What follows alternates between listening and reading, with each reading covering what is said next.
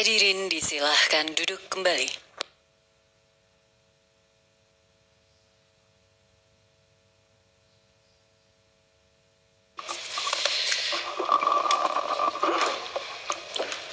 Kita buka persidangan. Persidangan untuk perkara nomor 139 dan 164 tahun 2025 dibuka dan persidangan nyatakan terbuka untuk umum. Selamat pagi atau selamat siang. Assalamualaikum warahmatullahi wabarakatuh.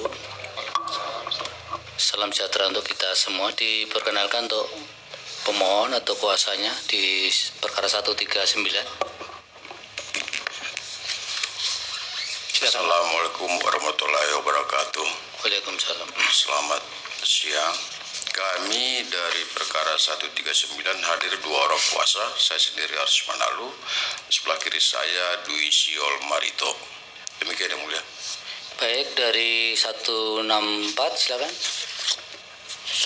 Bismillahirrahmanirrahim. Assalamualaikum warahmatullahi wabarakatuh. Izin menyampaikan dari perkara 164 hadir 2 orang prinsipal atas nama Arfan Rashid dan Imam Budiono, dan kami dari kuasa hadir saya Mustiah, kemudian paling ujung ada Bapak Muhammad Fandrian, sebelahnya ada Ibu Endang Rohani, dan sebelah kiri saya ada Pak Zain Mutawali. Terima kasih yang mulia. Baik, dari kuasa DPR silakan.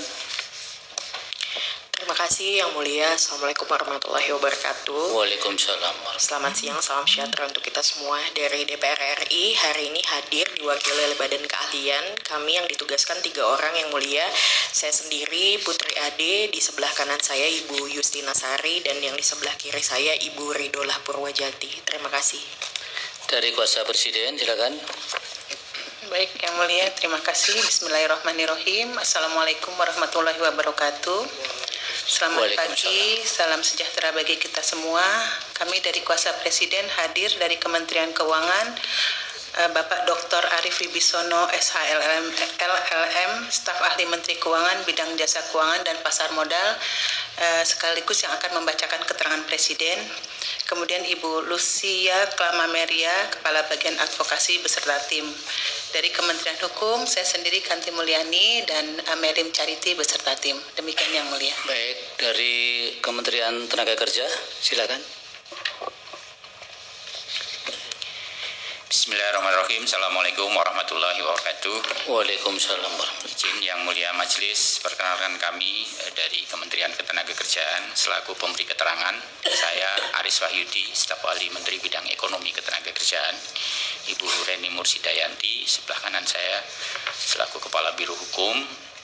Ibu Siti Gustiati, Sekretaris Direktorat Jenderal Pembinaan Hubungan Industrial dan Jam Sostek, serta tim advokasi dari Pak Freddy dan Mas Ferry. Terima kasih sementara. Assalamualaikum warahmatullahi wabarakatuh. Waalaikumsalam.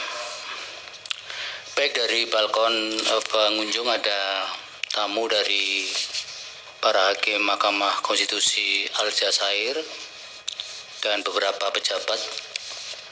Selamat datang, mohon disampaikan Mas Noel. Selamat datang di Mahkamah Konstitusi Republik Indonesia. Baik, persidangan pada pagi atau siang hari ini adalah untuk mendengar keterangan Presiden dan keterangan dari Kementerian Tenaga Kerja. Dari Kementerian Tenaga Kerja nanti akan disampaikan oleh Bapak Dr. Andes Aris Wahyudi. Sementara dari Presiden, Bapak Dr. Arif Wibisono, staf ahli Menteri Bidang Jasa Keuangan dan Pasar Modal Kementerian Keuangan. Dipilihkan dari kuasa Presiden dulu akan memberikan keterangan.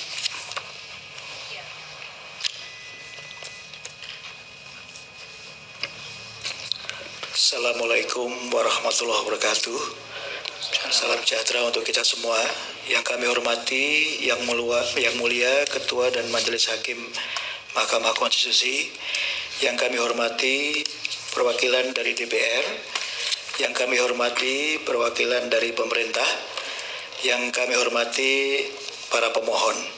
Sehubungan dengan adanya permohonan pengujian material ketentuan pasal 161 ayat 2, pasal 164 ayat 1 huruf D dan pasal 164 ayat 2 Undang-Undang Nomor 4 Tahun 2023 tentang pengembangan dan penguatan sektor keuangan, selanjutnya akan disebut sebagai Undang-Undang P2SK terhadap ketentuan Undang-Undang Dasar Negara Republik Indonesia tahun 1945, selanjutnya disebut Undang-Undang UUD 45, yang dimohonkan oleh Saudara Lukas Saleo dan kawan-kawan, selanjutnya disebut pemohon sesuai dengan registrasi di Kepaniteraan Mahkamah Konstitusi nomor 164/PUU angka Romawi 23/2025. Dalam hal ini, perkenalan kami menyampaikan secara lisan pokok-pokok atau ringkasan keterangan pemerintah yang merupakan satu kesatuan yang utuh dan tidak terpisahkan dengan keterangan Presiden yang lengkap dan menyeluruh yang telah kami sampaikan sebelumnya dalam bentuk tertulis. Yang Mulia Ketua dan Majelis Hakim Konstitusi, dalam perkara ini izinkan pemerintah memberikan tanggapan terhadap kedudukan hukum, legal standing para pemohon. 1. Menurut pemerintah, para pemohon tidak dalam posisi dirugikan, dikurangi atau dihalang-halangi hak konstitusionalnya akibat keberlakuan ketentuan pasal 161 ayat 2, pasal 164 ayat 1 huruf D dan pasal 164 ayat 2 Undang-Undang P2SK. Yang kedua, tidak terdapat hubungan sebab akibat langsung antara kerugian yang didalilkan dengan berlakunya pasal 161 ayat 2, pasal 164 ayat 1 huruf D dan pasal 164 ayat 2 Undang-Undang P2SK, karena Undang-Undang P2SK tidak menjadikan kepesertaan dalam dana pensiun sebagai suatu kewajiban atau hal yang bersifat mandatori, melainkan sifatnya sukarela sebagai diatur dalam pasal 145 ayat 1 Undang-Undang P2SK bahwa karyawan berhak untuk menjadi peserta dana pensiun. Yang ketiga, sehubungan dengan pengujian pasal 164 ayat 1 huruf D Undang-Undang P2SK, dapat pemerintah sampaikan bahwa implementasi pembayaran manfaat pensiun diatur lebih lanjut melalui peraturan pelaksanaan di bawah undang-undang, yaitu Peraturan Otoritas Jasa Keuangan Nomor 27 Tahun 2023 tentang penyelenggaraan usaha dana pensiun, selanjutnya disebut POJK 27/2023. Quote non, para pemohon merasa dirugikan karena adanya syarat pembayaran manfaat pensiun secara sekaligus, maka seharusnya keberatan para pemohon dilakukan pada kebijakan di level teknis pelaksanaan, bukan terhadap Undang-Undang P2SK. 4. Bahwa berdasarkan uraian di atas, para pemohon tidak memiliki kerugian konstitusional seperti dimaksud pada pasal 28C ayat 1, pasal 28H ayat 4, dan pasal 27 ayat 2 Undang-Undang 45. Karena faktanya para pemohon hingga saat ini tidak dalam posisi terhalangi hak konstitusional untuk bekerja, mendapat penghidupan yang layak, mendapat imbalan serta perlakuan yang adil dan layak dalam hubungan kerja serta konstitusional. Para pemohon tidak terlanggar akibat berlakunya ketentuan pasal 161 ayat 2, 164 ayat 1 huruf D dan pasal 164 ayat 2 Undang-Undang P2SK. Oleh karena itu, pemerintah berpendapat para pemohon tidak memenuhi kualifikasi sebagai pihak yang memiliki kedudukan hukum atau legal standing.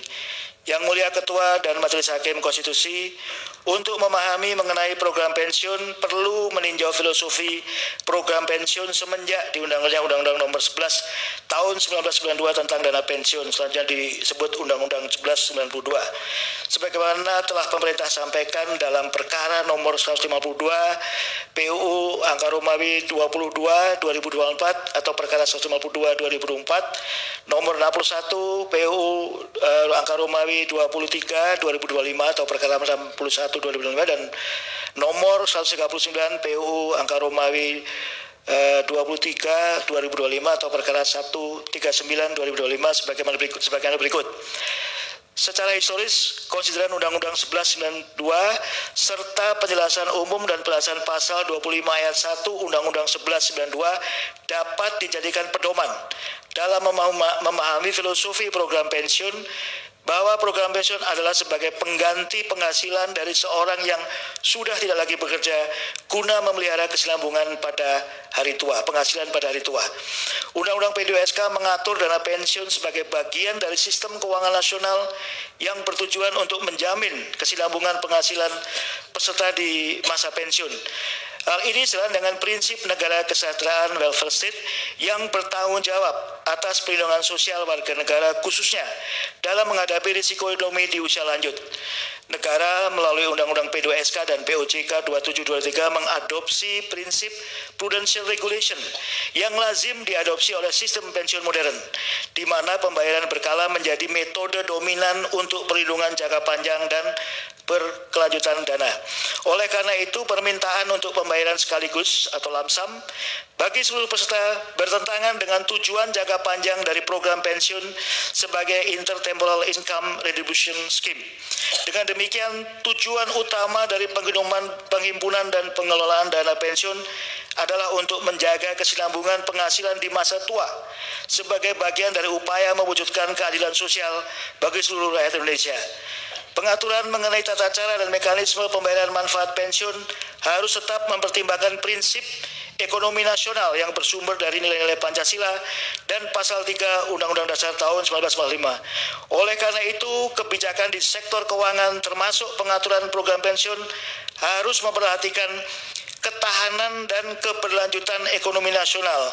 Hal ini bertujuan untuk menjaga keseimbangan antara hak individu warga negara dan tanggung jawab negara dalam memastikan stabilitas dan keadilan ekonomi.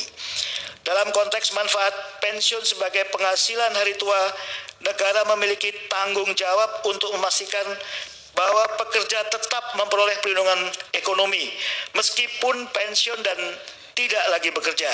Salah satu bentuk tanggung jawab tersebut diwujudkan dalam pengaturan tata cara pemenuhan hak secara berkala. Program pensiun bukan sekedar kontrak komersial antara pekerja dan pemberi kerja, tetapi merupakan instrumen jaminan sosial, bagian integral dari perlindungan konstitusional terhadap risiko usia tua sebagaimana diamatkan dalam pasal 28H ayat 3 Undang-Undang Dasar 45. Bahwa setiap orang berhak atas jaminan sosial yang memungkinkan pengembangan dirinya secara utuh sebagai manusia yang bermartabat. Program pensiun di banyak negara sudah tidak terkecuali Indonesia, tidak terkecuali Indonesia, berstruktur multipilar yang terdiri dari A. Pilar yang bersifat sosial. Pilar 1 merupakan program pensiun wajib manfaat pasti berupa jaminan pensiun.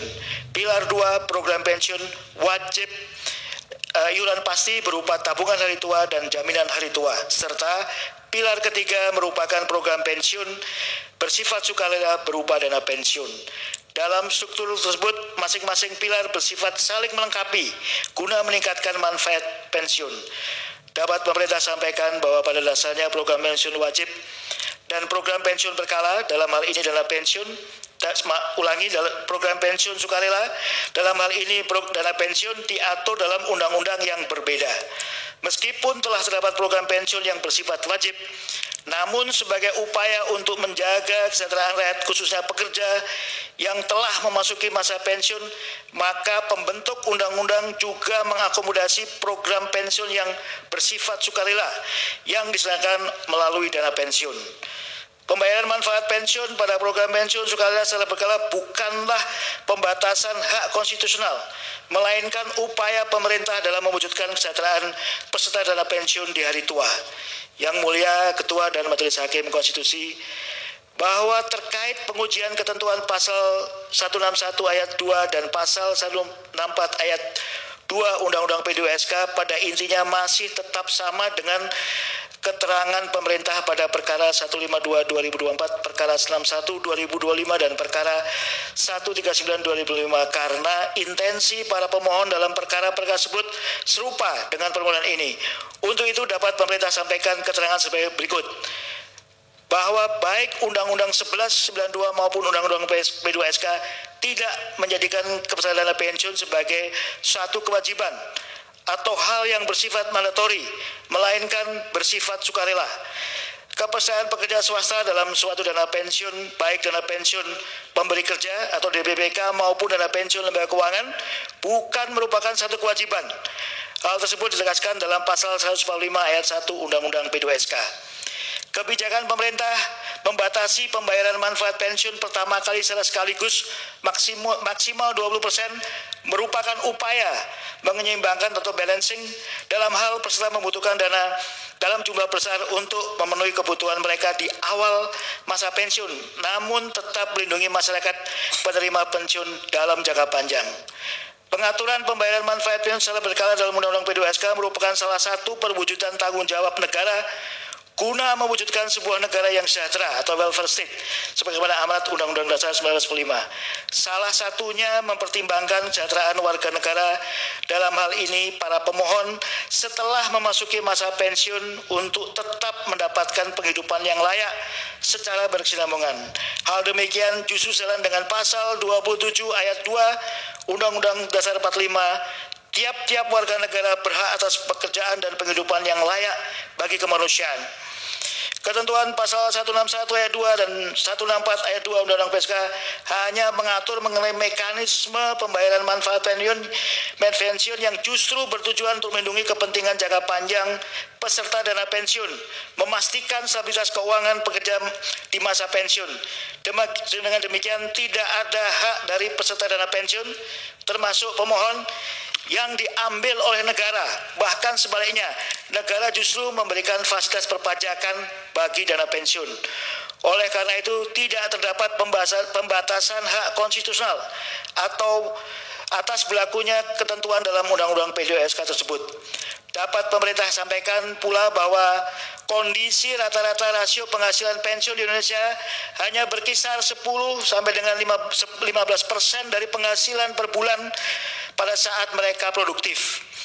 Angka tersebut jauh di bawah rekomendasi International Labour Organization atau ILO yang menetapkan standar replacement ratio sebesar 40%, di mana idealnya pendapatan pegawai pada saat pensiun sekurang-kurangnya sebesar 40% dari penghasilan per bulan saat produktif.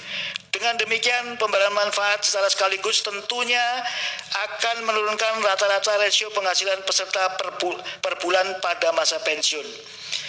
Bahwa sehubungan dengan dalil para pemohon yang mempermasalahkan mengenai ketentuan pasal 164 ayat 1 huruf D Undang-Undang P2SK, pemerintah memberikan keterangan sebagai berikut. Sejak berlakunya Undang-Undang Nomor 11 92, pembayaran manfaat pensiun telah dilakukan secara berkala dengan pengaturan yang lebih ketat, yakni dengan mewajibkan pembayaran manfaat pensiun melalui anuitas seumur hidup. Undang-Undang P2SK justru memberikan fleksibilitas, di antaranya dengan tidak lagi mewajibkan pembayaran manfaat pensiun melalui pembelian anuitas seumur hidup, melainkan dapat dibayarkan secara langsung oleh dana pensiun. Selain itu, Undang-Undang Dana Pensiun membuka mekanisme pembayaran manfaat pensiun secara sekaligus sepanjang memenuhi persyaratan tertentu. Pembayaran manfaat pensiun secara sekaligus telah diatur dalam pasal 164 ayat 1 huruf D Undang-Undang P2SK junto pasal 48 POJK 2723 yang pada intinya mengatur dalam hal peserta janda atau duda atau anak. 1. Dalam kondisi mengalami kesulitan keuangan yang mengalami sakit kritis yang didukung dengan dokumen yang membuktikan. 2. Merupakan warga negara Indonesia yang berpindah warga negara, atau 3. Merupakan warga negara asing yang telah berakhir masa kerjanya dan tidak bekerja lagi di Indonesia.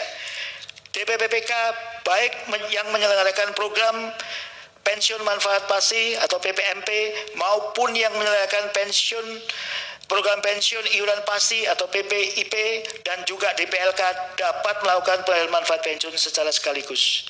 Pengaturan dana pensiun melalui POJK sejalan dengan reformasi dari sektor keuangan yang memiliki urgensi tinggi dalam meningkatkan peran intermediasi sektor keuangan serta memperkuat resiliensi sistem keuangan nasional. Pasal 6 ayat 1 huruf A Undang-Undang Nomor 21 Tahun 2011 tentang Otoritas Jasa Keuangan sebagai diubah terakhir dengan Undang-Undang P2SK menentukan OJK melaksanakan tugas pengaturan, salah satunya terhadap kegiatan sektor jasa keuangan, dalam hal ini dana pensiun. Pemberian manfaat dalam Undang-Undang P2SK pemberian mandat dalam Undang-Undang PSK kepada OJK untuk melakukan pengaturan lebih lanjut mengenai kondisi tertentu dalam melakukan pembayaran manfaat pensiun sekaligus dimaksudkan agar OJK selaku pengawas dan regulator dalam industri jasa keuangan dapat melakukan penyesuaian antara pengaturan hal tersebut dengan kondisi terkini dalam industri jasa keuangan, sehingga pengaturan oleh OJK diharapkan dapat melindungi kepentingan peserta program dana pensiun yang dikelola oleh DPPK maupun DPLK. Oleh karenanya, pengaturan dana pensiun melalui OJK merupakan open legal policy, pembentuk undang-undang guna penguatan sektor keuangan agar dapat dipercaya, kuat, dan stabil dalam mendukung pertumbuhan ekonomi yang kuat, seimbang, inklusif, dan berkesinambungan yang sangat diperlukan dalam mewujudkan masyarakat Indonesia yang adil, makmur, dan sejahtera berdasarkan Undang-Undang Dasar 45. Yang Mulia Ketua dan Majelis Hakim Konstitusi, sebagaimana telah pemerintah sampaikan dalam keterangan Presiden dalam Perkara 152/2004 dan Perkara 19/2025 terkait dampak apabila permohonan uji material terhadap Pasal 161 Ayat 2, Pasal 164 Ayat 1 huruf D dan Ayat 2 Undang-Undang P2SK dikabulkan dan sebenarnya telah dipertimbangkan oleh Mahkamah Konstitusi dalam pertimbangan hukum paragraf 314.1 putusan Mahkamah Konstitusi nomor 152 PUU angka Romawi 22/2024 yang pada pokoknya apabila pasal yang diujikan dikabulkan maka akan tercipta ketidakpastian hukum dalam penentuan nilai atau besaran manfaat pensiun yang berhak diterima oleh peserta dana pensiun dan tidak adanya unsur tanggung jawab negara untuk dapat memastikan pekerja menerima jaminan perlindungan ekonomi meskipun telah pensiun dan tidak lagi bekerja. Apabila pembayaran manfaat pensiun dilakukan atas dasar pilihan peserta sebagaimana petitum para pemohon, dapat dipastikan seluruh manfaat pensiun akan diklaim sekaligus oleh peserta. Hal ini justru melenceng dari tujuan pemberian insentif pajak untuk menjaga kesinambungan pembayaran manfaat pensiun secara berkala dan menjamin kesinambungan penghasilan para pensiun. Selain itu, insentif perpajakan pengecualian atas pengenaan PPh pasal 21 dan yang para pemohon terima sangat besar. Dan pemberi kerja juga menikmati potensi insentif perpajakan yang sangat besar, sedangkan pajak yang tidak dipungut negara tersebut seharusnya dapat digunakan untuk program perlindungan sosial dan kepentingan masyarakat umum lainnya. Hal ini tentunya hanya menguntungkan para pemohon, namun menimbulkan ketidakadilan bagi kepentingan masyarakat umum yang seharusnya mendapatkan manfaat dari potensi penerimaan pajak yang dijadikan insentif.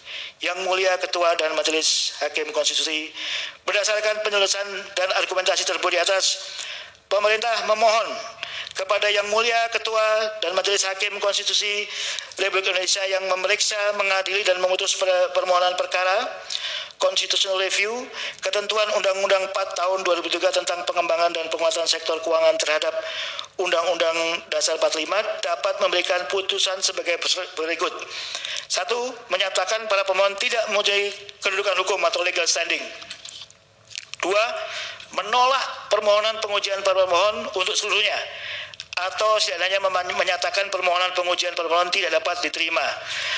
Niet onverkelijk verklaard. Menerima keterangan Presiden secara keseluruhan dan menyatakan ketentuan pasal 161 ayat 2, pasal 164 ayat 1 huruf D dan pasal 164 ayat 2 Undang-Undang 4 2023 tentang pengembangan dan sektor keuangan tidak bertentangan dengan Undang-Undang Dasar 45 dan tetap mempunyai kekuatan hukum yang mengikat. Atau dalam hal yang mulia Majelis Hakim Konstitusi di Mahkamah Konstitusi berkata lain, maka putusan yang bijaksana dan seadilnya et acqui et bono. Demikian kami sampaikan atas perhatian dan pengenalan yang mulia dan Majelis Hakim Konstitusi kami ucapkan terima kasih. Wassalamualaikum warahmatullahi wabarakatuh. Waalaikumsalam. Terima kasih, silakan kembali ke tempat. Dilanjut dari Kementerian Tenaga Kerja, silakan.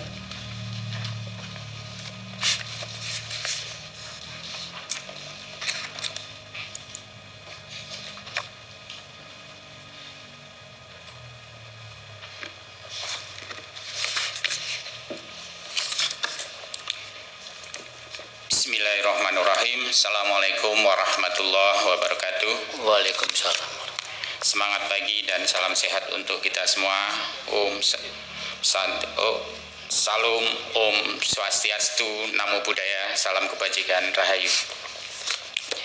Yang mulia Ketua dan anggota Majelis Hakim Mahkamah Konstitusi, yang kita hormati wakil dari pemerintah, wakil dari Dewan Perwakilan Rakyat, para pemohon, hadirin yang berbahagia, perkenankan kami mewakili Menteri Ketenagakerjaan Republik Indonesia untuk menyampaikan keterangan dalam sidang Mahkamah Konstitusi terkait dengan permohonan pengujian material Undang-Undang Nomor 4 Tahun 2023 tentang pengembangan dan penguatan sektor keuangan atau Undang-Undang P2SK terhadap Undang-Undang Dasar Negara Republik Indonesia tahun 1945 dalam perkara nomor 139 garing PUU strip 23 Romawi garing 2025 dan perkara nomor 164 garing PUU strip 23 Romawi garing 2025.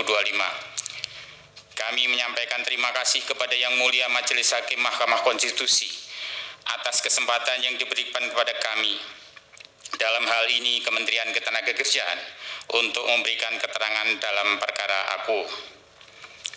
Yang Mulia Majelis Hakim Mahkamah Konstitusi, yang kami bacakan ini merupakan summary atau ringkasan dari keterangan tertulis yang telah kami sampaikan sebelumnya.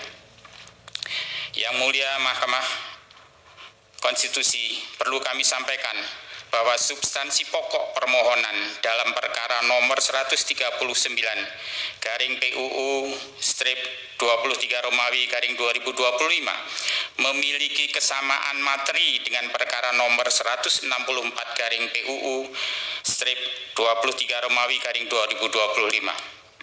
Oleh karena itu, keterangan yang kami sampaikan mencakup untuk kedua perkara dimaksud.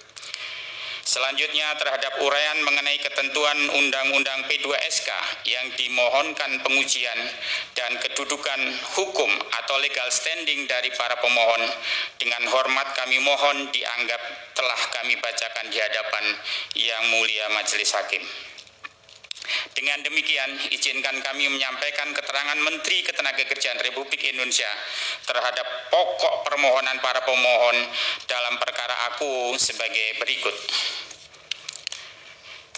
Bahwa menurut para pemohon, muatan materi pasal 161 ayat 2, pasal 164 ayat 1 huruf D, dan pasal 164 ayat 2 Undang-Undang P2SK yang menjadi objek permohonan dalam perkara nomor 139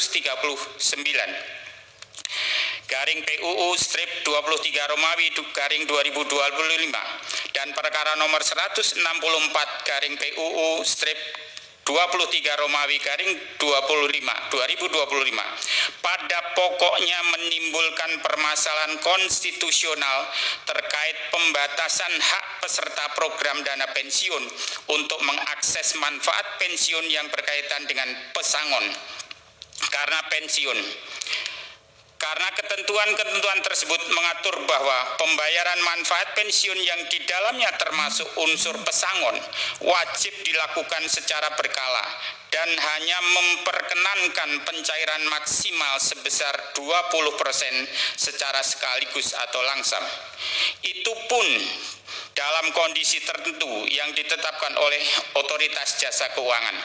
Menurut para pemohon, pengaturan demikian secara nyata telah membatasi hak peserta dana pensiun untuk menerima pesangon pada saat berakhirnya hubungan kerja atau memasuki masa pensiun. Terhadap dalil tersebut, pemberi keterangan menyampaikan hal-hal sebagai berikut. 1. Bahwa dalam sistem hukum ketenagakerjaan Indonesia, jaminan kesejahteraan pekerja garing buruh yang memasuki usia pensiun telah diatur secara tegas sejak lama, baik melalui Undang-Undang Bidang Ketenagakerjaan maupun Peraturan Menteri Ketenagakerjaan. Seluruh kerangka hukum tersebut menegaskan prinsip bahwa hak pekerja garing buruh yang timbul akibat berakhirnya hubungan kerja, termasuk karena pensiun, wajib dibayarkan secara tunai atau langsam. Kedua, bahwa melalui Peraturan Menteri Tenaga Kerja Nomor 3 Tahun 1996 tentang penyelesaian pemutusan hubungan kerja dan penetapan uang pesangon, uang jasa, dan ganti kerugian di perusahaan swasta, pekerja garing buruh yang mengalami pemutusan hubungan kerja karena memasuki usia pensiun berhak atas uang pesangon, uang jasa, dan ganti kerugian. Ketiga komponen tersebut merupakan bentuk pelindungan ekonomi yang untuk menjamin keberlangsungan hidup pekerja garing buruh setelah berakhirnya masa kerja. Dengan demikian, manfaat pensiun dalam kerangka ketenagakerjaan memiliki kedudukan yang sepadan dengan pesangon dan penghargaan masa kerja yang secara prinsip harus dibayarkan secara tunai dan sekaligus pada saat hubungan kerja berakhir. Ketiga, bahwa prinsip pembayaran tunai ini ditegaskan kembali dalam Keputusan Menteri Tenaga Kerja Nomor 150 Tahun 2000 tentang penyelesaian pemutusan hubungan kerja dan penetapan uang pesangon, uang penghargaan masa kerja, dan ganti kerugian di perusahaan, khususnya pasal 33. Yang menyatakan bahwa pembayaran uang pesangon, uang penghargaan masa kerja, dan uang ganti kerugian harus dilakukan secara tunai. Ketentuan ini menegaskan bahwa hak pekerja garing buruh yang timbul akibat berakhirnya hubungan kerja tidak dapat ditunda atau dikonversi dalam bentuk pembayaran berkala. Keempat, bahwa selanjutnya Undang-Undang Nomor 13 Tahun 2003 tentang Ketenagakerjaan melalui pasal 167 ayat 5 menetapkan bahwa pengusaha wajib memberikan uang pesangon kepada pekerja garing buruh yang mengalami pemutusan hubungan kerja karena pensiun. Kewajiban tersebut diperkuat dengan pasal 184 Undang-Undang 13 tahun 2003 yang menunjukkan bahwa pelanggaran terhadap kewajiban pembayaran pesangon karena alasan pensiun merupakan satu-satunya alasan pemutusan hubungan kerja yang secara eksplisit dapat dikenai sanksi pidana. Artinya, pembentuk undang-undang memandang pemenuhan hak pesangon pekerja garing buruh yang pensiun sebagai kewajiban yang bersifat imperatif dan tidak dapat dibayar secara berkala. Kelima, bahwa prinsip yang sama diperluas yang sebelumnya sanksi pidana hanya terhadap pesangon karena pensiun, namun menurut Undang-Undang Nomor 6 Tahun 2023 tentang penetapan peraturan pemerintah pengganti Undang-Undang Nomor 2 Tahun 2022 tentang Cipta Kerja menjadi undang-undang termasuk pesangon karena alasan pensiun. Pasal 156 ayat 1 Undang-Undang 6 tahun 2023 menegaskan bahwa pengusaha wajib membayar uang pesangon dan atau uang penghargaan masa kerja serta uang pengganti hak yang seharusnya diterima oleh pekerja garing buruh. Frasa wajib bersifat imperatif dan tidak memberi ruang bagi pengusaha untuk menunda atau mencicil pembayaran tersebut secara bertahap. Pasal 185 ayat 1 Undang-Undang 6 tahun 2023 mempertegas bahwa pelanggaran terhadap kewajiban ini merupakan tindak pidana dengan ancaman pidana penjara dan denda.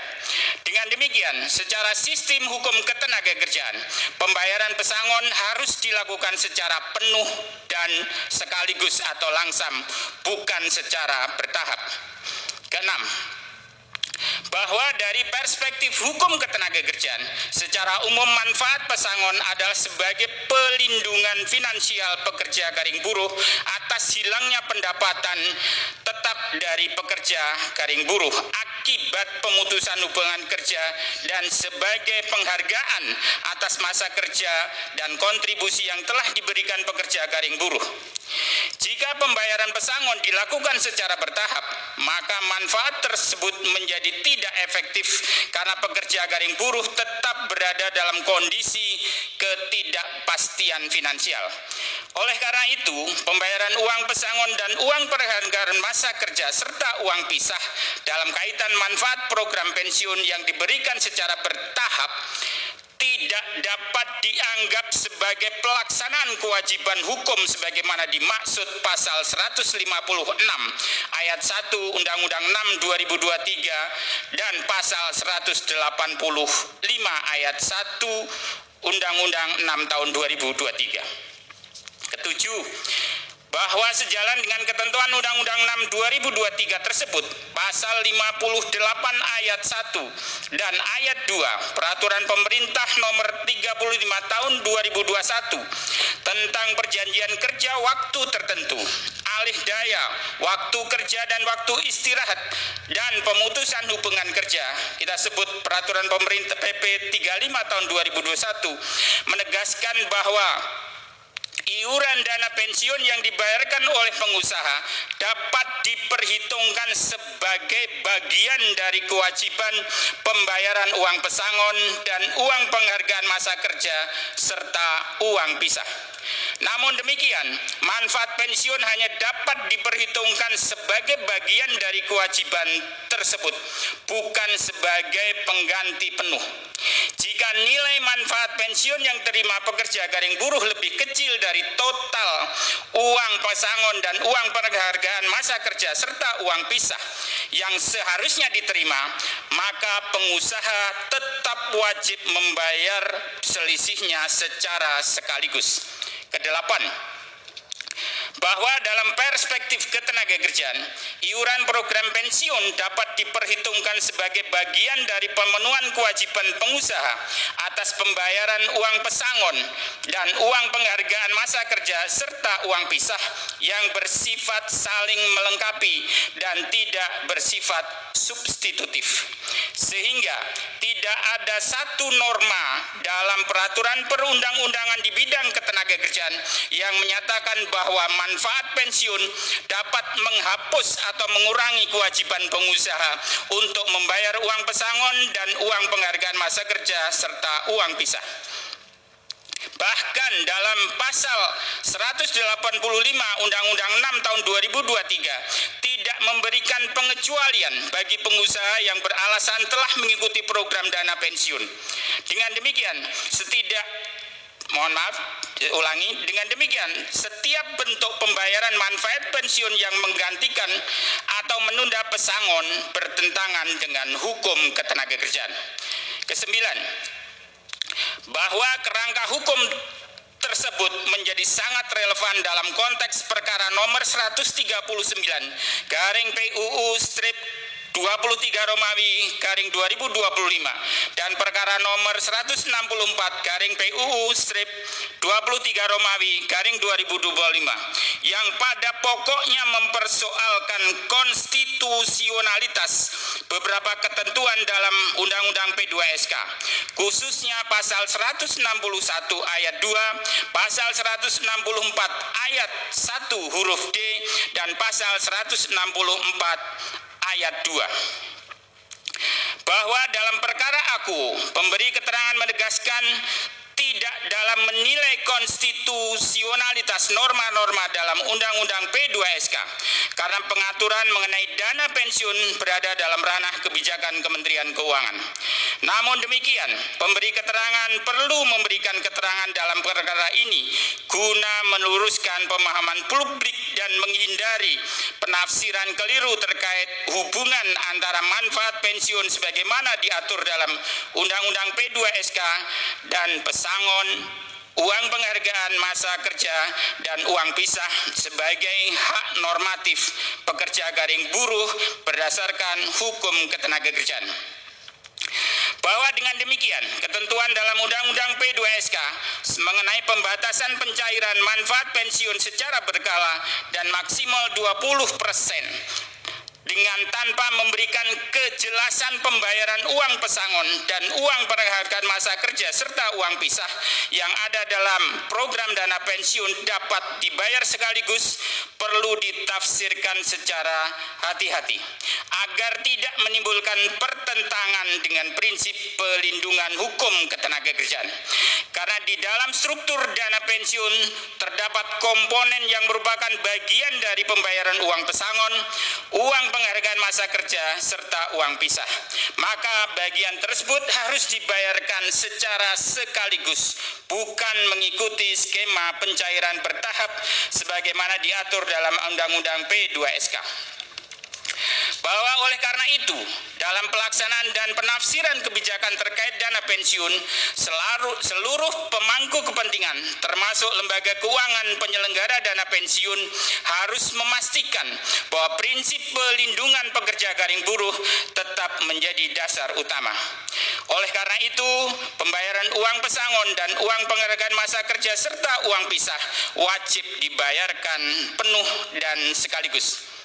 Yang Mulia Ketua dan anggota Majelis Hakim Mahkamah Konstitusi, berdasarkan penjelasan dan argumentasi tersebut di atas, pemberi keterangan berpendapat bahwa komponen pesangon, uang penghargaan masa kerja, dan uang pisah yang terintegrasi dalam program dana pensiun merupakan hak normatif pekerja garing buruh yang bersifat wajib dan harus dibayarkan secara sekaligus atau langsam pada saat hubungan kerja berakhir, termasuk karena pensiun, sebagaimana ditegaskan dalam ketentuan peraturan perundang-undangan di bidang ketenagakerjaan.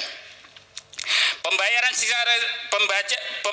secara sekaligus atas komponen pesangon, uang penghargaan masa kerja, dan uang pisah yang ada dalam dana pensiun merupakan bentuk pemenuhan hak pekerja garing buruh yang dijamin oleh hukum ketenagakerjaan dan tidak dapat ditunda atau dicairkan secara bertahap. Dengan demikian, pelaksanaan kewajiban pengusaha tetap sejalan dengan hukum, aturan hukum, prinsip proporsionalitas, serta menjaga keberlangsungan hubungan industrial yang harmonis dan berkeadilan.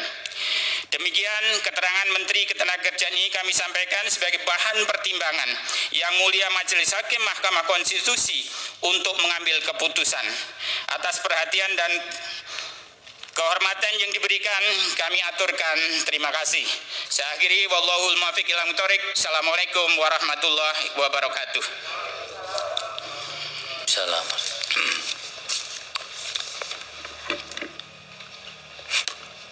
Dari Majelis Hakim ada catatan untuk para pemberi keterangan.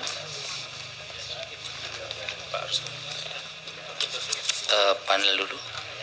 Prof. Guntur. Baik, terima kasih Yang Mulia Bapak Ketua. Terima kasih kepada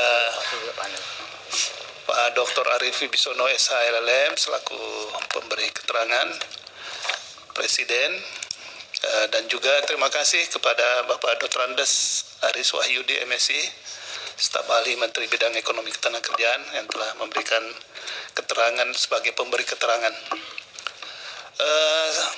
Nampak suasana keterangan ini sepertinya ada nuansa yang bertolak belakang satu sama lain. Ya, dan ini dari Presiden, pemerintah, dan juga tentu Kementerian Ketenagakerjaan juga dari pemerintah. Dan oleh karena itu saya ingin mendalami latar belakang atau kira-kira apa sih yang sebetulnya yang dimaksudkan oleh baik dari Presiden maupun nanti juga dari pemberi keterangan dari Kementerian Ketenagakerjaan. Yang pertama untuk Pak Arief ya, dalam kaitannya dengan keterangan pemerintah, mewakili pemerintah. Ya, dua-duanya ini berbicara tentang keadilan ini. Ya, jadi pemerintah pun juga mengatakan bahwa kalau ini permohonan pemohon diberikan ini, maka menimbulkan ketidakadilan bagi kepentingan masyarakat umum. Sementara perspektif dari ketenagakerjaan justru ya pemberian itu adalah menunjukkan adanya keadilan ya yang dalam kaitannya dengan hubungan industrial yang harmonis dan berkeadilan, kan begitu. Nah, dalam konteks ini tolong dari pemerintah yang mungkin bisa memberikan tambahan keterangan ya. Karena di sini disebutkan apabila pembayaran manfaat pensiun dilakukan atas dasar pilihan, jadi baik itu diberikan secara lamsam sekaligus maupun juga atas dasar pilihan peserta, karena memang ini pemohon menghendaki dua aspek ini. Nah, tolong ini dijelaskan lebih konkret lagi, karena di sini dari perspektif pajak ini ya, bahwa diberikan secara tidak diberikan secara langsam atau diberikan secara berkala itu karena di situ ada pemberian insentif pajak, ya. Nah, ini tolong mungkin dielaborasi lagi insentif pajak PP 21 ini, PPh pasal 21 ini bagaimana nih sampai dia harus reasoningnya kenapa sampai harus diberikan insentif pajak atas dasar PPh 21 ini, dan apakah itu memang karena semata-mata karena dilekatkan ya, karena pemberiannya secara berkala ya, atau tidak secara langsung ya, atau karena dia diberikan PPh 21 itu pengurangan atau fasilitas ya, insentif perpajakan ini karena itu kaitannya dengan pekerja ya. Jangan sampai ini kaitannya dengan pekerja, bukan karena dia diberikan secara berkala. Nah, ini tolong ada penjelasan di sini, karena saya berpikirnya jangan-jangan ini diberikan karena memang PP 21 itu diberikan insentif itu karena pekerjanya ya, bukan karena berkalanya. Nah, ini kalau memang itu karena berkalanya, nah itu mungkin bisa nanti pemerintah berikan nanti ada semacam pembicaraan yang menyangkut itu ya, supaya kita bisa memastikan. Itu untuk pemerintah. Kemudian juga ya kaitannya dengan ini kan pemerintah melihatnya ini kan ada yang mandatori dan ada yang sifatnya komplementer. Nah, tetapi kalau yang mandatori ini kan sudah ada putusan Mahkamah nomor 61 ya. Sementara untuk yang komplementer inilah yang dipersoalkan oleh pemohon. Nah, apakah ini bagi pemerintah tidak melihatnya ini bisa ya kan secara genusnya aturannya itu diberikan secara berkala, tetapi bagi pemerintah itu bisa diberikan secara langsam dengan persyaratan tertentu, kan begitu, yang memenuhi persyaratan itu. Nah, kalau persyaratannya itu dilonggarkan dari perspektif pemerintah, apa yang kira-kira yang bisa membuat pemerintah selain tadi insentif pajak ini yang kemudian tidak dipungut ya, yang notabene-nya oleh pemerintah mengatakan ini kalau dipungut bisa digunakan untuk kepentingan masyarakat ya, lain untuk kepentingan peningkatan kesejahteraan. Tetapi karena nggak dipungut, maka ini merugikan pemerintah. Nah, apakah memang harus begitu? Bukankah ini untuk kepentingan masyarakat juga, utamanya masyarakat para pekerja gitu ya, yang notabene-nya juga tidak kurang gitu, banyak. Nah, itu kan masyarakat juga itu. Nah, apakah tidak melihatnya ke sana? Nah, ini bagi pemerintah tolong ada tambahan keterangan ya, nanti bisa ditambahkan. Kemudian untuk ya ketenagakerjaan ya, Pak Kementerian Ketenagakerjaan memberi keterangan. Nah, sebaliknya ini kan ada insentif pajak nih. Ya, di sini diberikan nih. Nah, bagaimana? Mungkin ada penjelasan apakah memang ini bagi Kementerian Ketenagakerjaan? Ya, tidak perlu. Yang penting ini diberikan ini nih secara langsam nih. Ya. Apakah memang harus seperti itu? Karena dari perspektif pemerintah ya, dalam hal ini dalam konteks kita bersidang ini adalah diwakili oleh Pak Arief ya dan timnya.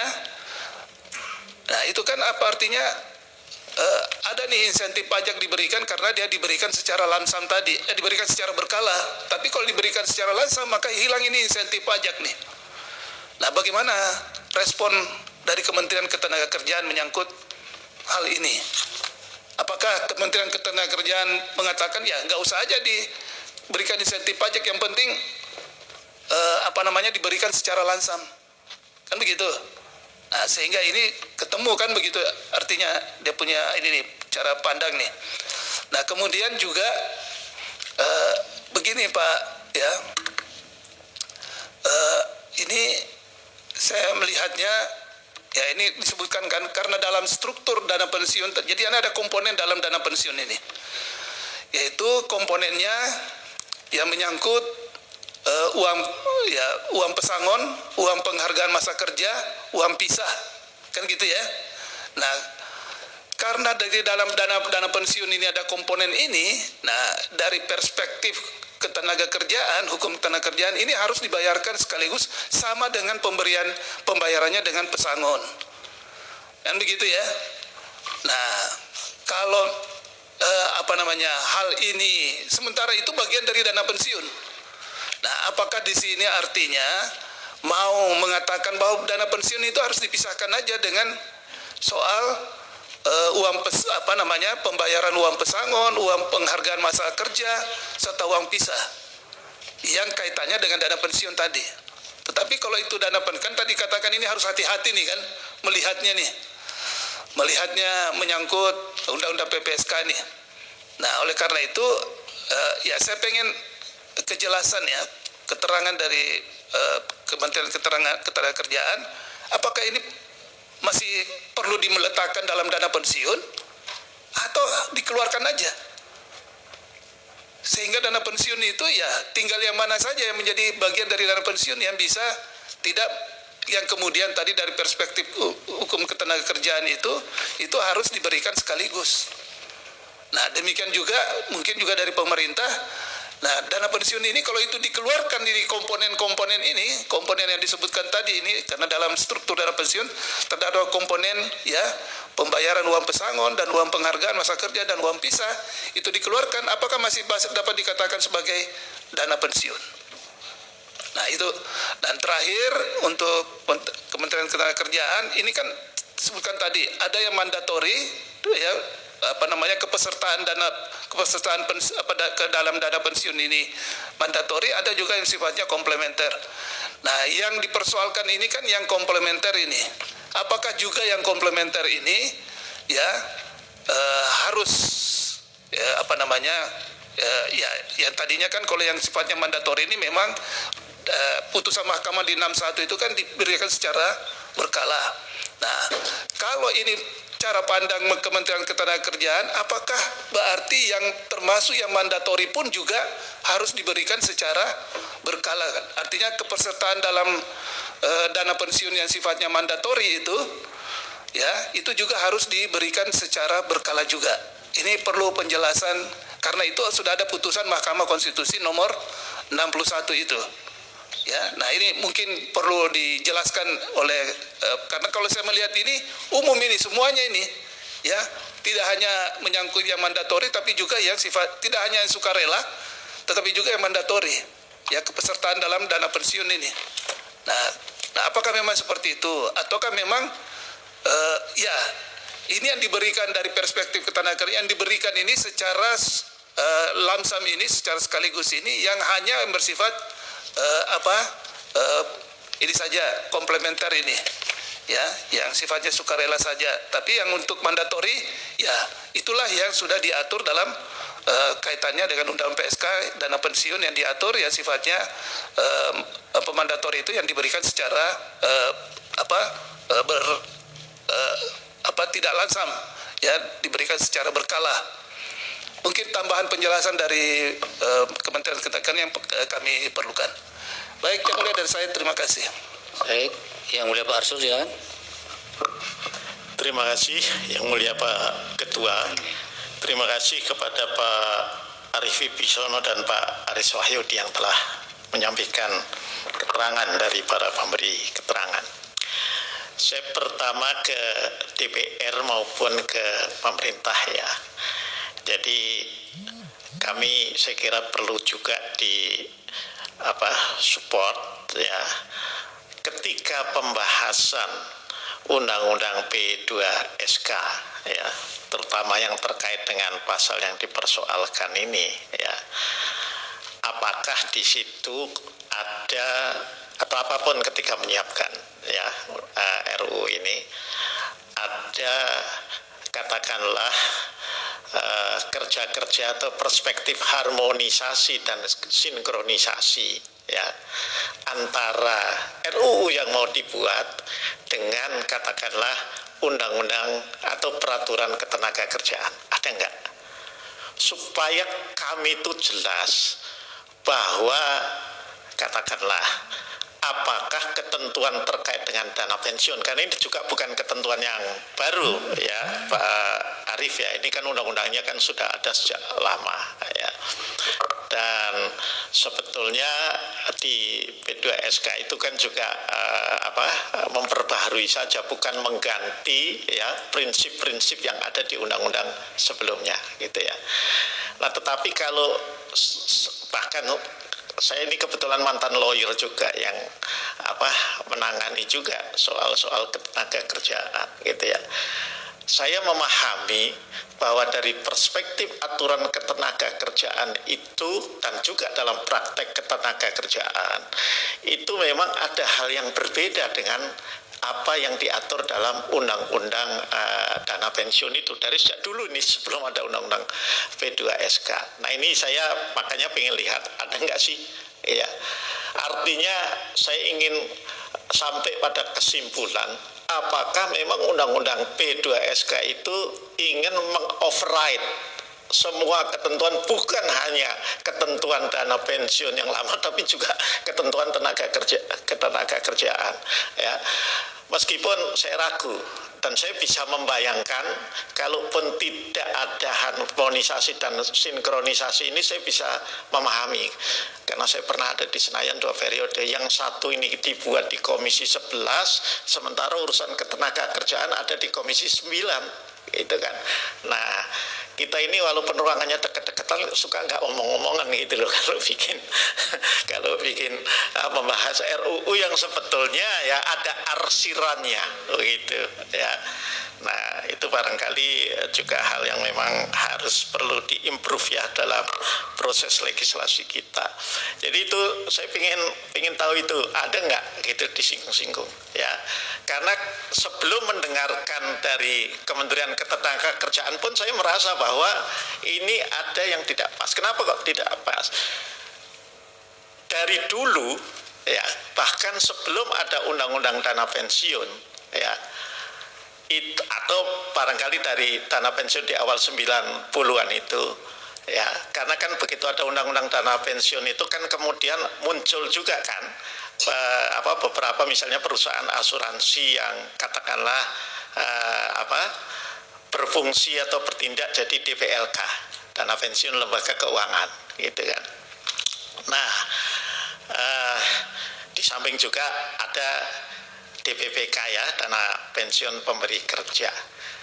Nah kan banyak perusahaan yang kemudian karena pikirannya itu kalau saya ya ngeluarin pada saat pegawai, apalagi kalau banyak sekaligus ngeluarin besar uang pesangon, uang penghargaan, uang pisah dan lain sebagainya, maka perusahaan itu banyak yang kemudian mencicil ya.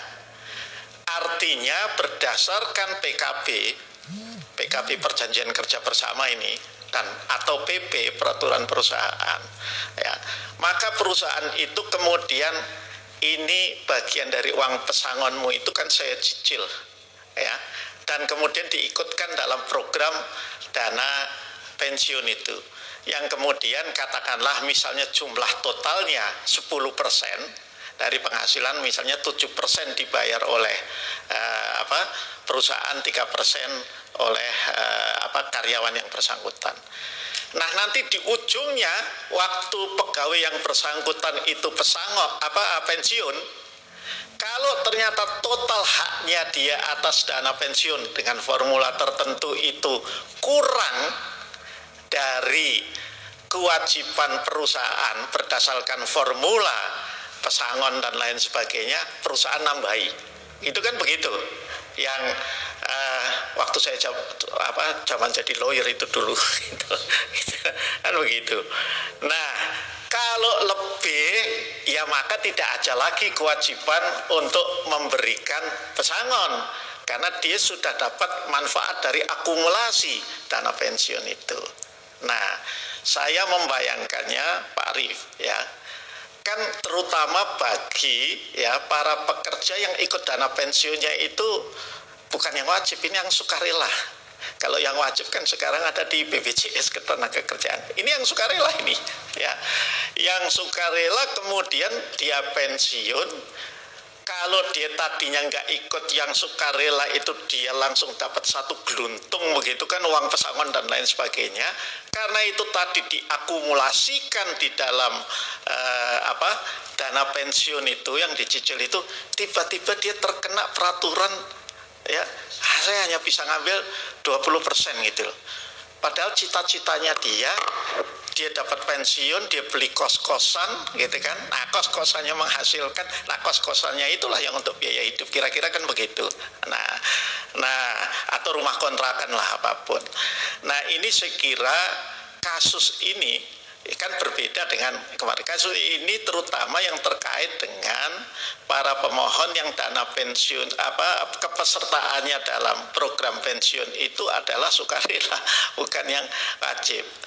Begitu kan ya pemohon ya kira-kira. Kalau yang wajib itu harus 20%, yang mandatori itu nggak dipersoalkan. Tapi ini yang saya tadinya bisa mau dapat gara-gara saya sukarela ikut gitu loh. Karena mungkin di injus ya, artinya diyakinkan perusahaan, udahlah ikut aja deh ini. Nah saya ingin ini Pak Arif, itu tadi artinya politik hukum pembentuk undang-undang itu memang mau menghapuskan yang kayak begitu, atau sebetulnya ini tetap masih diperbolehkan untuk katakanlah peserta ya itu tadi dana pensiun yang sukarela, yang komplementer, apapun lah sebutannya itu, bukan yang wajib. Nah, saya mohon ada ketegasan soal itu saja ya. Terima kasih supaya kami ini bisa menentukan sebetulnya nanti dari politik hukum itu ada nggak sih hak konstitusional warga negara in kasu pemohon ini yang terlanggar ya. Terima kasih. Terima kasih. Silakan Yang Mulia Prof. Penny. Baik, terima kasih kepada Pak Arif dan Pak Aris dari pemerintah semua dua-duanya. Tapi terus terang saja tadi yang disampaikan oleh Pak Aris itu membuat saya agak khawatir lah, kurang lebih gitu, quote and quote. Karena pertama ini harus hati-hati. Ada kata-kata hati-hati menafsirkannya. Yang 20% berkaitan kemudian dengan tanpa ada keterangan atau kejelasan lebih lanjutnya ya gitu ya Pak Arif ya. Begini, saya pertama minta nanti tambahan risalah sidang. Risalah sidangnya pada saat pembahasan itu gimana sih sebetulnya memaknai dana pensiun. Itu kenapa? Karena di dalam Undang-Undang Ketenagakerjaan memang real yang disampaikan tadi oleh Pak Aris itu menyebutkan pasal 167 ada program pensiun di situ. Karena pemberhentian PHK karena memang sudah masa kerjanya habis, ada program pensiun yang kemudian dia berkaitan dengan uang pesangon dan uang masa kerja itu. Nah, program pensiun yang di sini ini Pak Aris, apakah kemudian dia masuk ke dalam tabungan dana pensiun? Ditabungnya di mana kurang lebih itu? Nah, nyimpennya di mana? Karena itu kan akan dibayarkan sekaligus kalau menurut Undang-Undang Ketenagakerjaan. Itu disimpan di mana? Apakah dia nyimpennya di dana pensiun, ya? Atau ada skema lain gitu, Pak? Kenapa? Kalau kemudian dibaca Undang-Undang Dana Pensiun, itu kan sebetulnya di situ ada komponen pemberi kerja. Pemberi kerjanya itu kalau kita kemudian pahami secara sederhana, ya termasuk di situ adalah pengusaha itu sendiri sebetulnya. Dan ada kemudian di dalamnya juga mencakup ketentuan pasal 145 itu kepesertaannya itu ada karyawan. Nah, karyawannya siapa Pak Arif? Apakah karyawannya itu kemudian termasuk pekerja atau buruh? Lalu skema ini gimana Pak? Kalau kemudian disandingkan dua undang-undang ini, karena sebetulnya undang-undang PPSK juga kan ini model omnibus juga Pak ya, PPSK. Yang undang-undang tenaga kerjaan yang disinggung-singgung tadi oleh Pak Aris itu juga sebetulnya yang masih disebut lagi tadi adalah juga omnibus juga. Tetapi kurang lebih pasal yang terkait dengan 167 konteksnya masih sama dengan di ketenaga kerjaan. Nah ini saya yang belum mendapatkan temunya ini adalah titik temunya ini di sini ada program pensiun di ketenaga kerjaan. Kemudian di sini ada dana pensiun yang itu juga dikenakan kepada pemberi kerja dan karyawan. Nah ini siapa sebetulnya mereka-mereka ini? Kenapa kemudian bisa muncul perkara yang dimohonkan oleh para pemohon ini Pak Arief? Apakah ini yang sebetulnya dia sudah ada program pensiun Undang-Undang Ketenaga Kerjaan, tapi kemudian menggunakan skema dana pensiun Undang-Undang Dana Pensiun? Itu sebenarnya gimana ini duduk perkaranya ini Pak? Mohon bisa dijelaskan secara clear semuanya dengan tambahan risalah sidang itu. Terima kasih. Prof. Sali, silakan Prof. Terima kasih Pak Ketua. Keterangan pemerintah Pak Arief Wibisono, keterangan dari Kementerian Tenaga Kerja Pak Aris Wahyudi. Kalau satu kan konsepnya pemupukan dana, ya, supaya dana itu terhimpun lalu kemudian dikelola sehingga bisa memenuhi kebutuhan pasca pensiun. Tapi kalau yang Kementerian Ketenagakerjaan itu kan asumsinya ya orang sudah putus kerja baik pensiun maupun PHK ya harus ada uang yang mereka tanam itu harus dikembalikan ke mereka untuk menyambung hidup, kan sederhananya begitu. Nah oleh karena itu cara pandangnya bisa beda. Nah tergantung hakim lagi mau gunakan yang mana. Tapi kami perlu diberi penjelasan oleh kedua pemberi keterangan, pemerintah dan Kementerian Ketenagakerjaan. Kira-kira komponen dari dana pensiun itu apa saja? Lalu dari komponen itu berapa besarnya uang pesangon? Berapa besarnya uang penghargaan masa kerja, persentasenya maksudnya, berapa besarnya persentase uang pisah. Supaya bisa dilihat, nanti tolong pemerintah dan Kementerian Ketenagakerjaan mendudukkan pembagian ini dalam konteks yang mereka mohonkan. Jadi sesuai dengan pemohon. Karena ini ada dari perusahaan Freeport, kira-kira coba dihitung persentasenya di situ. Jadi biar kami melihat berapa sih besarnya yang kalau kata Kementerian Ketenagakerjaan, kalau uang pesangon, uang penghargaan masa kerja, uang pisah itu nggak ada tawar-menawar. Begitu mereka selesai atau PHK itu harus dikembalikan. Nah tolong itu diberikan kepada kami, kira-kira berapa besarnya.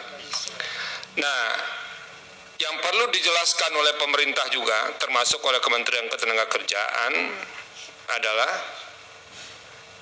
apa yang membedakan komposisi dana pensiun yang sifatnya wajib dengan dana pensiun yang sifatnya sukarela. Mereka ini sederhana nih Pak Arief. Orang kami menabung sukarela katanya, begitu pensiun masa kami nggak bisa ambil uang itu? Mereka tidak persoalkan kalau yang dana pensiun wajib mau dikelola bagaimana silakan. Nah tolong ini dijelaskan berbasis ini agar kemudian kami tahu apa bedanya kalau komponen-komponen yang ada dalam dana pensiun itu yang ada di konsep mandatori dengan yang di konsep komplementer itu. Jadi bisa dilihat ini sehingga kita kan tidak hanya mau memutus ini, itu iya, terlepas nanti dikabulkan atau tidak. Tapi ini soal yang menyangkut hajat hidup orang banyak, terutama buruh dan atau tenaga kerja. Masa dua institusi pemerintah itu bisa beda cara memahami kebutuhan daripada buruh ini. Jadi nanti siapa tahu putusan mahkamah bisa mensinkronkan itu, jadi ada kepastian bagi buruh. Nah, itu yang paling penting kami dijelaskan. Tapi kalau apa-apa komponennya itu dibiarkan blur, kami tidak tahu, ya kami meraba-raba juga nanti.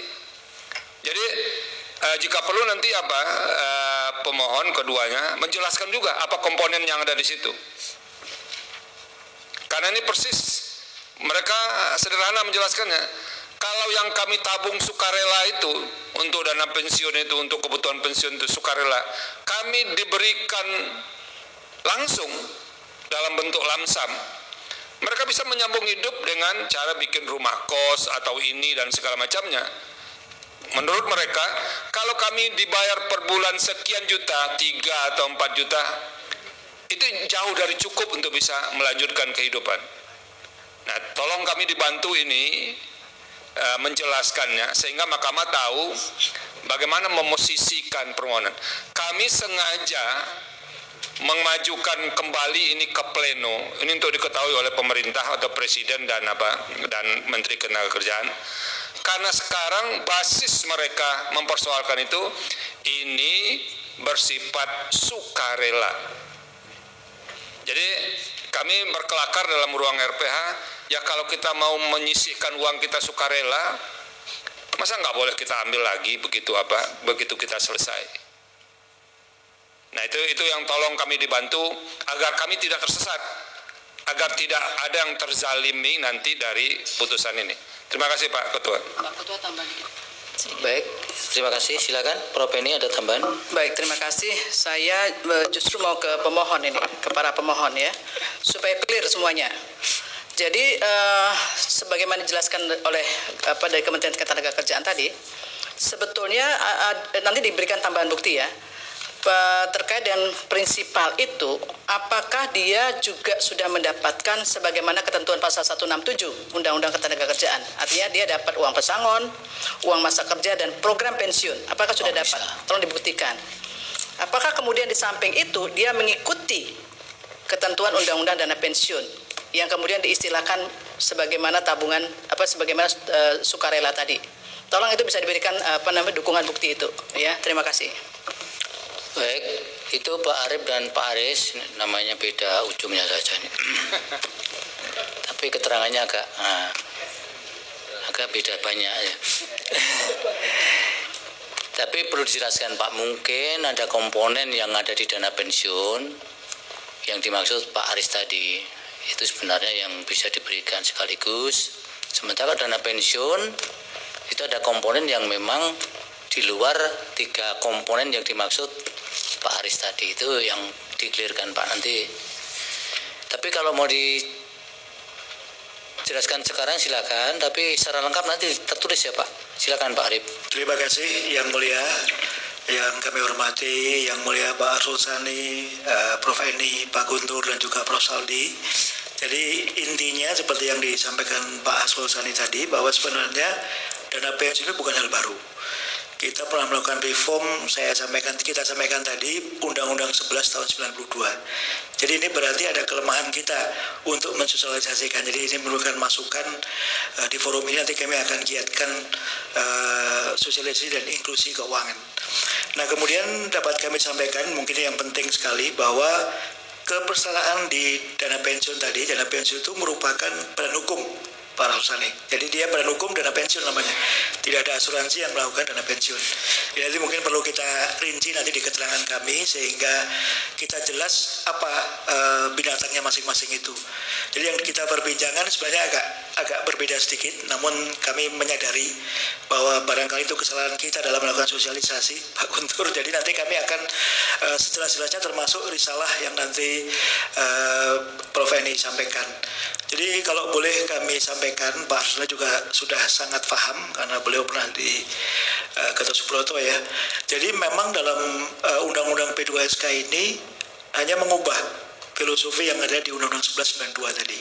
Bahkan dengan segala yang lebih soft tadi, ada beberapa aturan yang lebih soft. Itu merupakan inisiatif DPR dan tentu saja dibahas dengan pemerintah setelah kita melakukan meaningful partisipasi. Bahkan di portal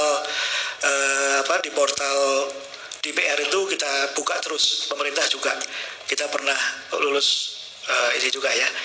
Terkait dengan tadi mengenai mandatori dan sukarela, mungkin barangkali nanti kita akan juga singgung sedikit mengenai Undang-Undang Sistem Jaminan Sosial Nasional. Itu sudah ada badan hukum sui generis, badan hukum yang dimiliki negara yaitu BPJS.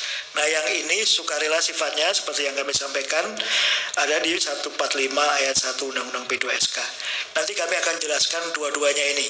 Dan juga format mengenai apa itu DBPK, tadi ada pertanyaan dari Prof. Saldi mengenai gimana cara menghitungnya. Jadi ada dana pensiun pemberi kerja dan dana pensiun lembaga keuangan, tapi dua-duanya ini badan hukum, dua badan hukum sendiri. Jadi ini nanti mungkin kami, ini tugas kami Pak, saya staf ahli jasa keuangan pasar modal, selama ini saya gagal melakukan sosialisasi. Nanti kami akan mungkin juga akan mohon izin kalau diperkenalkan nanti dalam keterangan lebih panjang, dan mungkin kami mohon bisa juga dibantu untuk melakukan pendalaman. Nanti kami akan ada komite pendalaman, karena sudah tahun 92 kita punya dana pensiun. Kami iri dengan dana pensiun yang ada di Australia, yang ada di Indonesia. Itu bukan hanya solely kita saja yang punya. Bapak-bapak yang kami hormati ini sudah menjadi best practice seluruh dunia. Jadi nanti kami akan berikan penjelasan supaya kalau dibaca di dunia internasional jangan sampai penjelasan kami itu nggak pas. Terima kasih Yang Mulia. Baik. Ini kan banyak nomenklatur yang mungkin ada overlapping di situ Pak. Ini yang juga harus dijelaskan.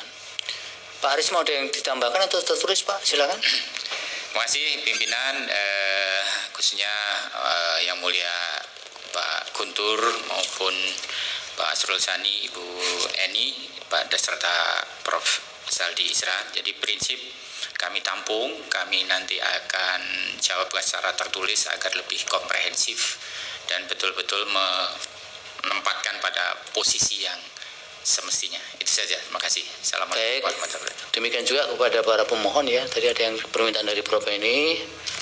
Coba diklirkan selama ini bagi prinsipal itu yang sudah diterima komponennya apa. Nah, hari ini yang diperjuangkan apa? Apakah sebagaimana dimaksud oleh Kementerian Tenaga Kerja tadi, ataukah itu di luar itu, ataukah bagian dari itu. Jadi supaya nanti semua ini menjadi terbuka semua dan clear, sehingga Mahkamah tidak salah dalam mengidentifikasi dan mengambil putusan dalam mengadili permohonan-permohonan ini. Baik, ini yang mulia, kalau boleh.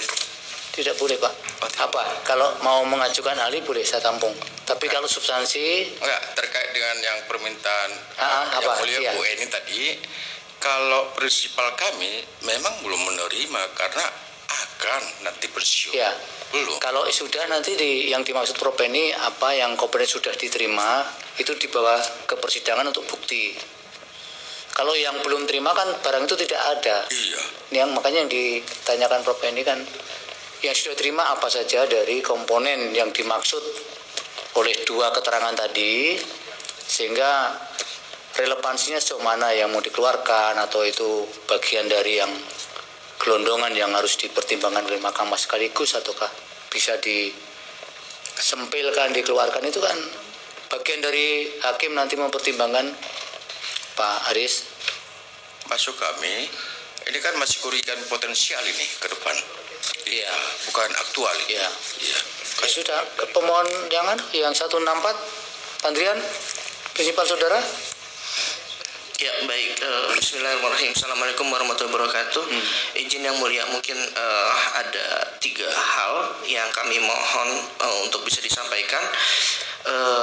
Tadi mungkin belum waktunya yang mulia bertanya, tapi kami akan mengajukan 3 orang ahli. Oh iya, mulia. Iya. Nanti ada sesinya sendiri. Iya, makanya minta penegasan itu. Baik. Kedua adalah tadi yang disampaikan sama yang mulia Prof. Saldi Isra, mohon info supaya kami tidak salah paham, apakah dimungkinkan kami dari pemohon untuk menambah keterangan sebagaimana disampaikan sama Prof. Saldi dan dikaitkan relevansinya dengan bukti yang disampaikan. Bukti nanti keterangannya di kesimpulan saja. Oh ya, di kesimpulan saja. Karena kan nanti pemerintah dan Kementerian Tenaga Kerja menjadi bias, karena kan sudah diberi keterangan, ada dalil baru lagi yang nanti jadi tidak ada kepastian. Baik, yang terakhir terakhir izin yang mulia, mohon kiranya nanti setelah persidangan kami dapat menerima salinan ya, nanti bisa ke bagian kepaniteraan. Baik, terima kasih yang mulia. Silakan Prof. Eni. Baik, kalau memang kemudian prinsipalnya ini kan belum pensiun, belum habis masa kerjanya, saya minta justru kepada pemerintah, kepada Kementerian Tenaga Kerja.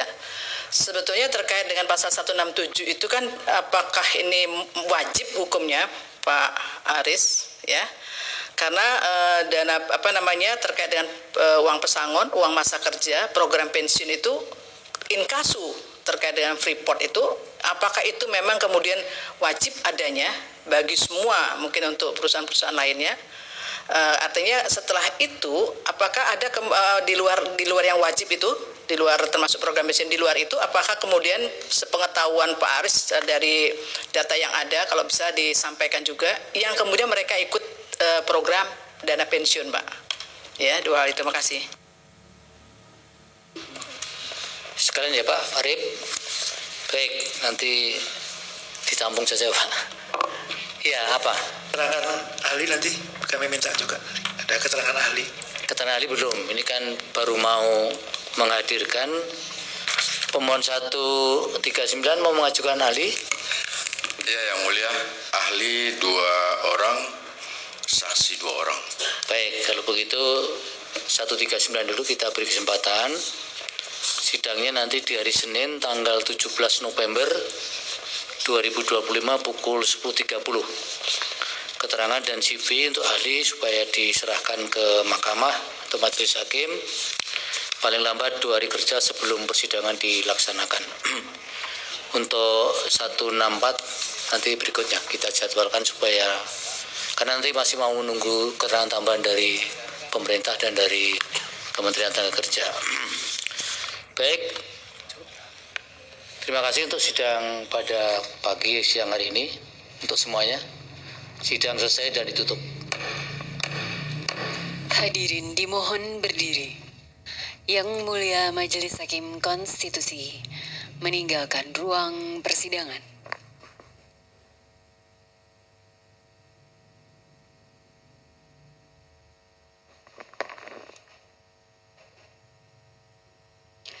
Hadirin disilahkan duduk kembali. Hadirin yang kami hormati, demikianlah persidangan hari Selasa tanggal 4 November tahun 2025 untuk perkara nomor 139-164 garis miring PUU garis datar 23 Romawi garis miring 2025 telah selesai. Sidang lanjutan akan dilaksanakan pada hari Senin tanggal 17 November tahun 2025 pukul 10.30 waktu Indonesia Barat.